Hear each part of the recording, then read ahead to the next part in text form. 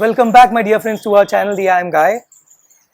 MBA करने में जाने से पहले before going to an MBA college अभी आपके पास बहुत महीने हैं। एग्ज़ाम्स तो अक्टूबर नवंबर में है, बट आपका जून जुलाई में एडमिशन होगा।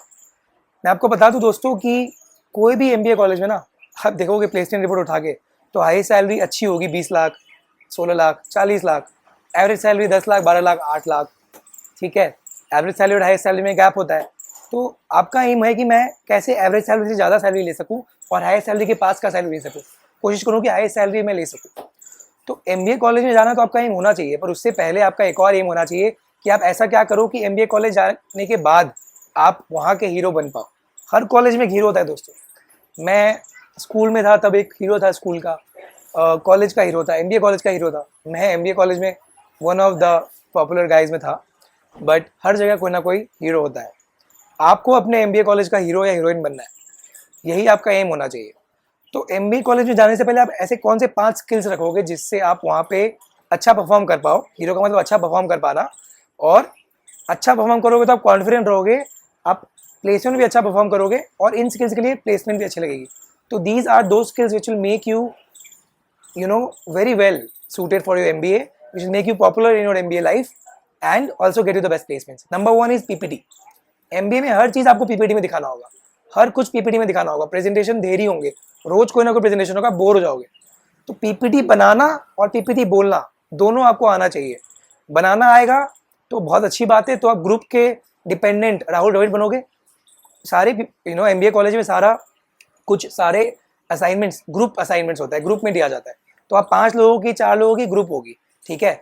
तो एक बंदा होगा जो मैक्सिमम पीपीटी बनाएगा। तो अगर आप वो बंदे हो जो पीपीटी बनाते हो तो आपका ग्रुप में पॉपुलैरिटी होगी, क्लास में पॉपुलैरिटी होगी। ये तो जरूरी है ही, पर इससे भी जरूरी है पीपीटी डिलीवर करना, क्योंकि पीपीटी आप डिलीवर करोगे सबको। बनाओगे तो बहुत कम लोगों को पता चलेगा, when you deliver a lot of people will get to know about it, and that is why delivery is more important than preparing a PPT.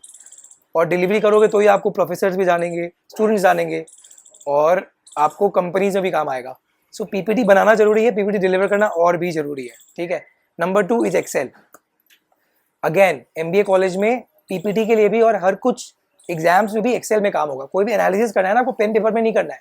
Accounts ले लो, फाइनेंस ले लो, स्टैटिस्टिक्स ले लो, ये एक्सेल में जरूरी होगा। तो अगर आपको एक्सेल आता है तो आप जल्दी जल्दी काम, टाइम बचा के इंपॉर्टेंट चीज़ों में टाइम लगा पाओगे। एक्सेल ना केवल पढ़ाई में जरूरी है, जॉब में जरूरी है, असाइनमेंट्स में भी जरूरी है। एक्सेल अच्छा करोगे तो आपको जॉब में बहुत काम आएगा और एमबीए में भी काम आएगा। ठीक है, एमबीए भले ही निकल जाए बिना एक्सेल के, तो जॉब में तो जरूरी है ही। तो एमबीए जाने के बाद आप एक्सेल करें ना, अभी मत सीखो तो भी। Third is communication skills. Again PPT delivery communication skill का ही पार्ट है, पर इसके अलावा भी communication skills is needed in job interviews, it's needed in communicating with people, it's needed in committees, placement committee, alumni committee, it is needed in everything. Communication skill is the most important, इसलिए PPT delivery को भी communication skill बोला जा सकता है, पर PPT delivery is PPT. Communication तो बहुत इंपॉर्टेंट है हर चीज़ में। Fourth is networking. कॉलेज में नेटवर्किंग आप कर रहे होगे, हो सकता है कोई टॉपर बोल दे क्या यार टाइम पास करता रहता है, पढ़ाई नहीं कर रहा, मेरे सीजीपीए तेरे से ज़्यादा है। पर कॉलेज के बाद ना, पहला जॉब भले ही वो गीक ले ले, वो अच्छा बंदा ले ले, वो सिंसियर बंदा ले ले, पर दूसरा, तीसरा, चौथा जॉब आप लोगे अगर आपने नेटवर्किंग की है।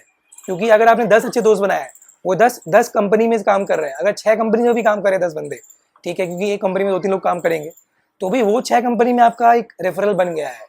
अगर आपको जब भी जॉब लेना होगा, आप मैनेजर से परेशान हो, आपको सिटी चेंज करनी है, आपकी शादी हो रही है, आपको सिटी चेंज करना है, आपको ब्रेक ले लिया बिजनेस के लिए, अब आपको वापस जॉब लाइफ में जाना है, आपको वो नेटवर्किंग वाले बंदे दोस्त ही हेल्प करेंगे। तो कॉलेज में नेटवर्किंग करोगे तो ही बाद में काम आएगा। कॉलेज में पता नहीं पड़ेगा, पर बाद में बहुत काम आएगा। जो बंदा टॉप कर रहा है वो टॉपर ही रह जाएगा, जॉब नहीं ले पाएगा आगे जाके, ठीक है। तो ऑलवेज फोकस ऑन नेटवर्किंग, मतलब अच्छे दोस्त बनाओ। फोकस ऑन नेटवर्किंग मतलब make good friends, do well socially in your MBA life, be genuine, be good, and you will form good relationships. People will then help you later in professional, personal life both. अगर आपको startup भी करना है, business भी करना है, तब भी लोग आपको हेल्प करेंगे। Fifth is CV and interviews. आप बी स्कूल में जाओगे तो आपका प्लेसमेंट एक CV के अकॉर्डिंग होगा। आपका नाम जो भी है, राम है, लक्ष्मण है, सीता है, जो भी आपका नाम है, कंपनीज आपके नाम और स्किल को नहीं जानेगा, वो आपके CV को देखेगा। CV में जो स्किल्स आपने लिखा है वो जानेगा। तो CV बनाना अच्छे से आना चाहिए, कौन जॉब के लिए क्या CV बनाना है वो आना चाहिए, क्या पॉइंट्स लिखना है वो आना चाहिए, और बाद में इंटरव्यूज में उस CV के पॉइंट्स के बेसिस में इंटरव्यू ड्राइव करना आपको आना चाहिए। तो this is most important. Interview आप तभी क्रैक कर पाओगे, कम्युनिकेशन स्किल तभी दिखा पाओगे जब पहले सीवी शॉर्टलिस्ट होगा। तो सीवी बनाना आना चाहिए अभी से ही।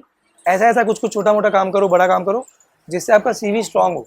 अभी कुछ ऐसा करो यार, ऑफिस में कुछ काम करने का आपको मिल रहा है, कोई नया काम, आपको लग रहा है मैं क्यों करूँ, जरूरी नहीं है, मैं मूवी देखने जाऊँगा, पर अगर वो काम आपको एमबीए में हेल्प करेगा तो आप ज़रूर उस काम को करो, क्योंकि सीवी पॉइंट आपको एमबीए में बहुत फ़ायदा देने वाला है। बहुत लोगों के उनको सीवी में लिखने का पॉइंट ही नहीं मिलेगा यार।